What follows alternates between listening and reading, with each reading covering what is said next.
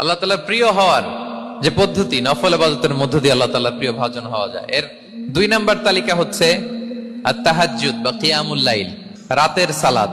2 রাকাত করে মাঝরাতে যে সালাতটা বিষ্ণু সাল্লাল্লাহু আলাইহি ওয়াসাল্লাম পড়তেন, এটাকে বলে কিয়ামুল লাইল বা তাহাজ্জুদ। এক সাহাবী বললেন, ইয়া রাসূলুল্লাহ, ফরজ নামাজের পরে কোন নামাজ সেরা? বিষ্ণু বললেন, আস-সালাতু ফি জাওফিল লাইল, মাঝরাতে যেই নামাজটা পড়ো তাহাজ্জুদ, এটা সবচেয়ে সেরা।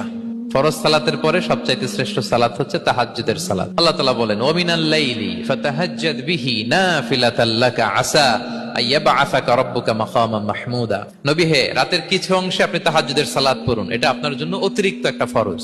এটা বিষ্ণু সাল্লাল্লাহু আলাইহি ওয়াসাল্লামের জন্য ফরজ ছিল, অতিরিক্ত ফরজ। এবং আসা আইয়াবআসাকা রাব্বুকা মাকামান মাহমুদা, আশা করা যায় এর কারণে আল্লাহ তাআলা আপনাকে মাকামে মাহমুদে উত্তীর্ণ করবেন। মাকামে মাহমুদ হচ্ছে এমন একটা স্পেশাল জায়গা, একটা মাকাম, যেই জায়গায় দাঁড়িয়ে বিষ্ণু ইসলাম আমাদের জন্য সুপারিশ করবেন।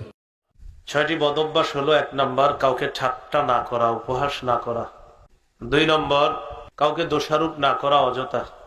3 নম্বর, কাউকে মন্দ নামে না ডাকা, খারাপ নামে না ডাকা, কোনো মুমিনের মন্দ কোনো উপাধি না দেওয়া। 4 নম্বর, খারাপ ধারণা না করা। 5 নম্বর, কারো পিছনে দোষ অনুসন্ধানে লেগে না যাওয়া। 6 নম্বর, কারো গীবত না করা।